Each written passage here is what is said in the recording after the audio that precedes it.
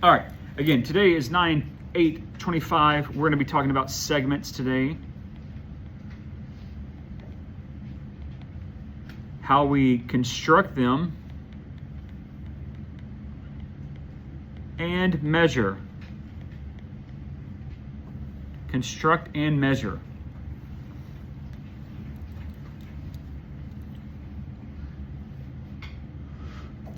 First thing we need to remember is that distance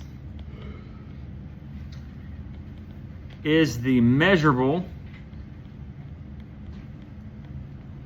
space between 2 points. Distance is the measurable space between 2 points. Let me try to clean this up a little bit. When I post this later, it will all be typed because there's a little bit of typing on here, or a little bit of writing that my handwriting is not great. So distance is the measurable space between 2 points. And I'll come up here, segments, construct, and measure.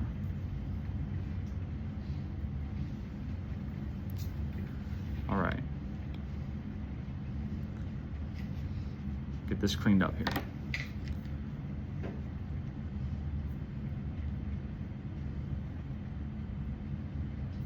When we talk about distance, points on a number line have only X values. Points on a number line only have X values.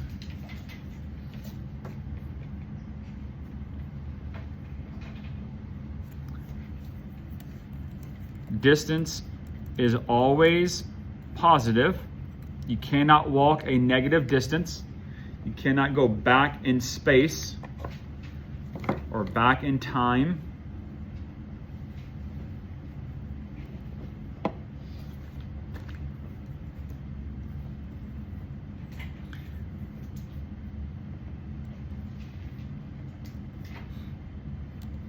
You need to know that a postulate is one of our vocabulary words, or a word that we use a lot in geometry, I should say.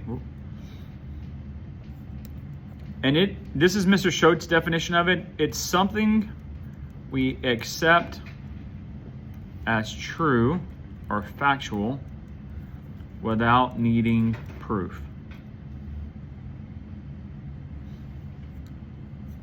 And then we have our, for today, ruler postulate that says the distance between 2 points on a number line can be found by taking the absolute value of 0.2 and subtracting 0.1.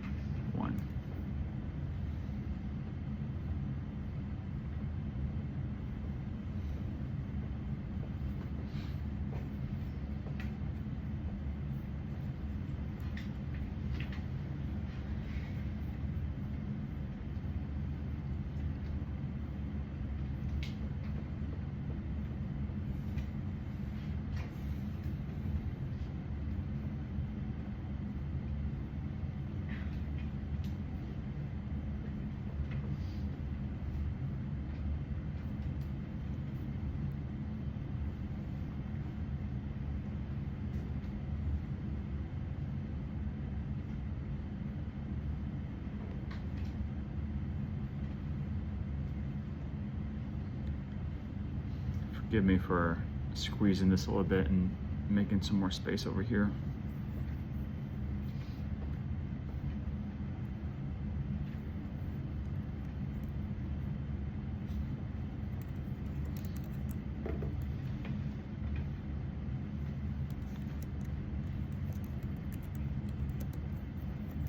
Absolute value, always positive. It's the distance between a number and 0.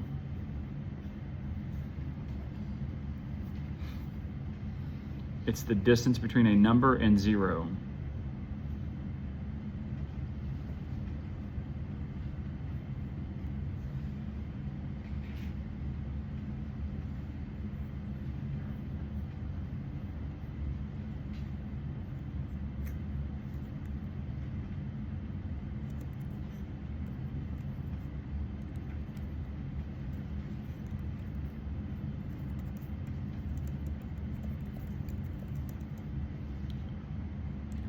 And our formula here for distance on a number line can be found by taking, that's my absolute value symbol, x2 minus x1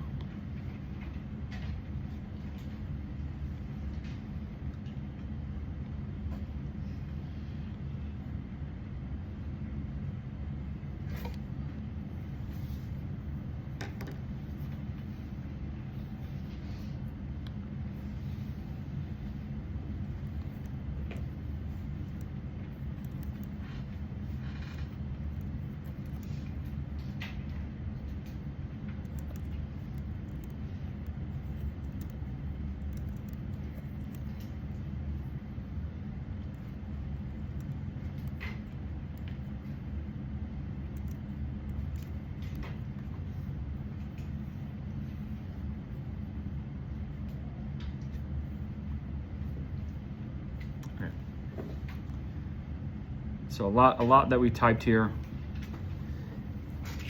I will have these posted in Google Classroom this afternoon. So distance is the measurable space between 2 points. Points on a number line only have x values. A postulate, something that we accept as factual or true without needing proof. So our ruler postulate says that the distance between 2 points on the number line can be found by taking the absolute value of 0.2 and subtracting 0.1. And for our notes, if you don't remember from Algebra 1, absolute value is always positive, and it's simply the distance between a number and 0. So then that gives us this formula. The absolute value of x2 minus x1, and we have our formula there. So then underneath that it says AB, and you notice that AB is bolded. A is a point on a number line, we'll draw here in a second, and B is going to be a point on a number line. Do you see any symbols around AB? No, you do not. You see no symbols around AB. That is because when 2 points are side by side, when the letters A and B are side by side each other, it is talking about the distance between those 2 points.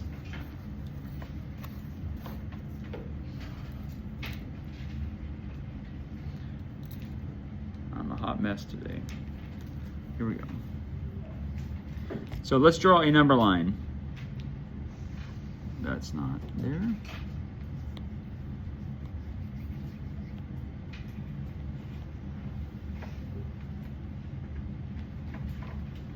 I'm going to start at -6, -5, -4, -3, -2, -1, 0, 1, 2, 3, 4, 5, and 6.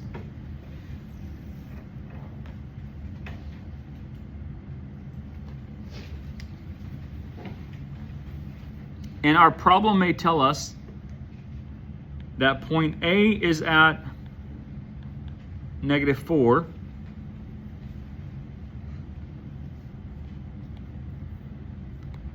Point B is at 3. And it wants to know the distance between A and B.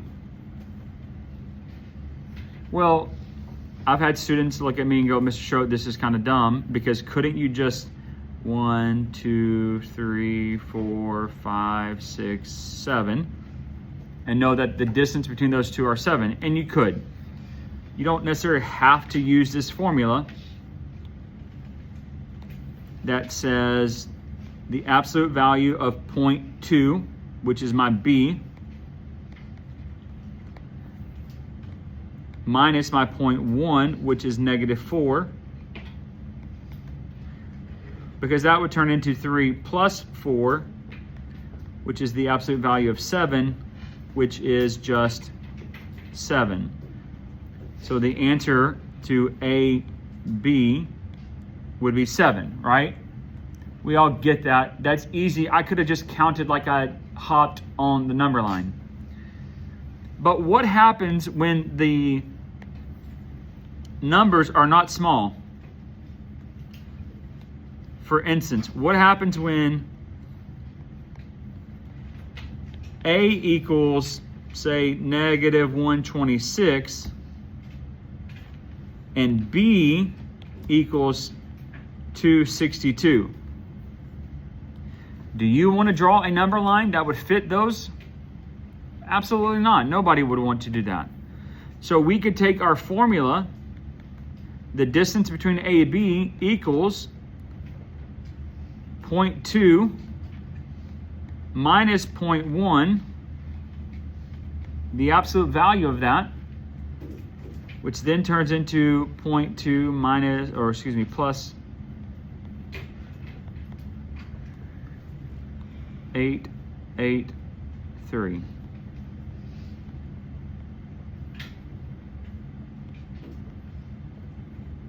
So now I have the absolute value of 388, which is just 388.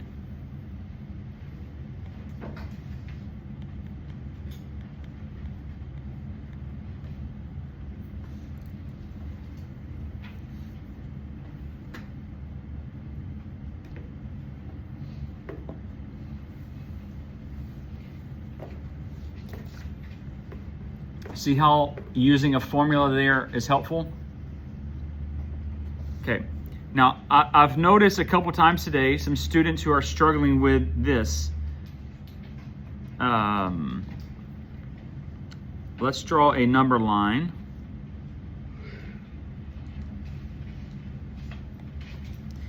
Let's go -5, -4, -3, -2, -1, 0, 1, 2, 3, and 4.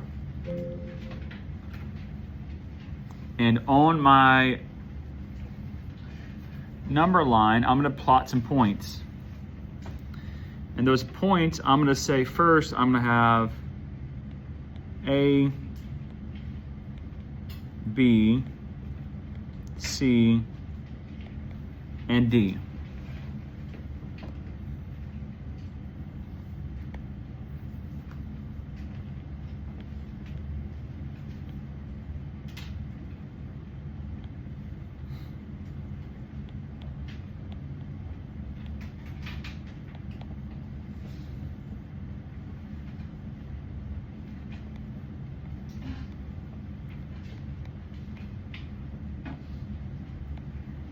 And my directions are going to say, find the distance between these, or find the distance lengths of these segments.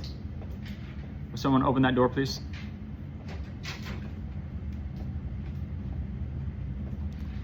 Okay. The simple thing to do is just to count these between A and C. 1, 2, 3, 4, 5, 6, right? You're good.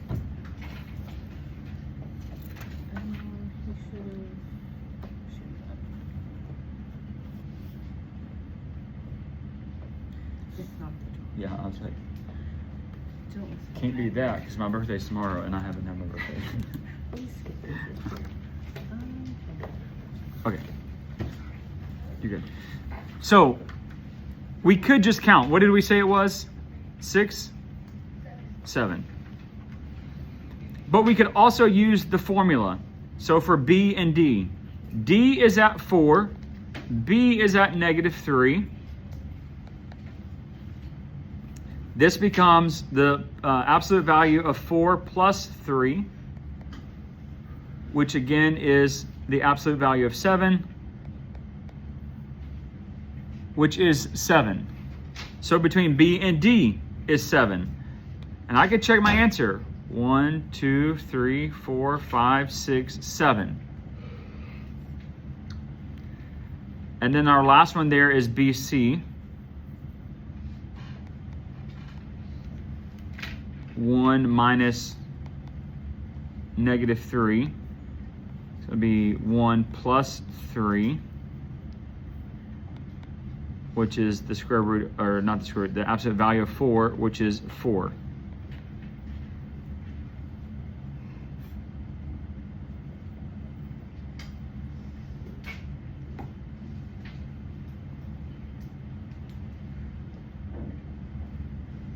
Does everyone understand what we're doing there? Okay.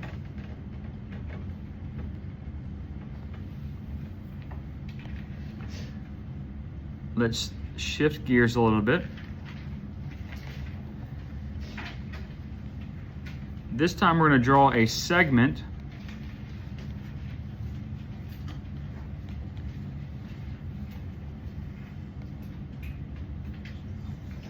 We have this unique segment here. It's made up of a couple parts. What I need to know is that AB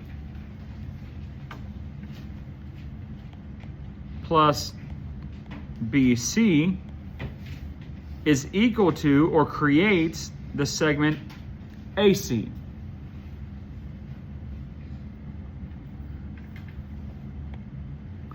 Now they may tell us that AB is 8 and BC is 15.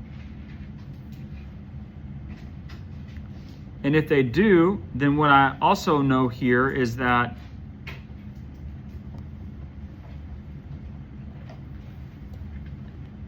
AB is 8 plus 15, and that should equal whatever the distance between A and C is. What is 8 plus 15? 23. So I could say here AC equals 23.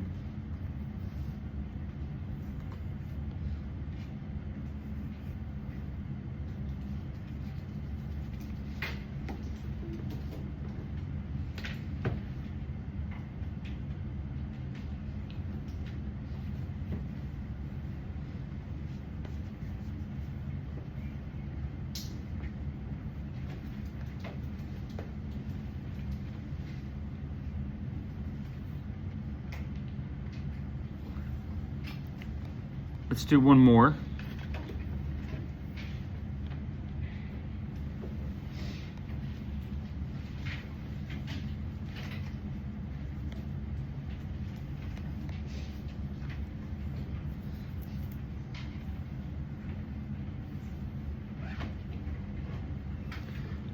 But this time, they're not going to give us the small pieces, all of them. They're going to just give us a couple.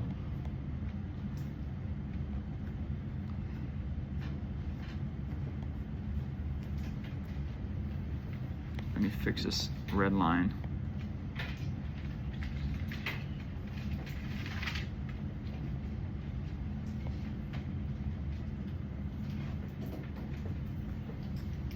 So what I have here is that MT is equal to MZ plus ZT. And do I know how much MZ or MT is? How much is MT? 30. Do I know how much MZ is? No, I don't know. MZ, I don't know. That's going to be X. Plus ZT, I do know. That's 17. So I can take this equation, solve it algebraically,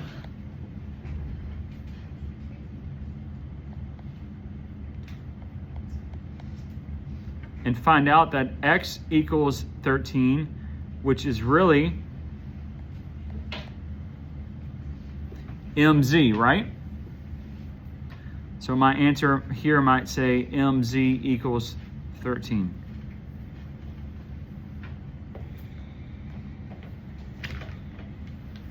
Okay, in Google Classroom is your assignment for the day. It's page 16. You are doing problems number 1, then 3 through 18. Just the front page of that assignment. Essentially, the only one you are not doing is problem number 2. If you don't finish it in class, it is for homework.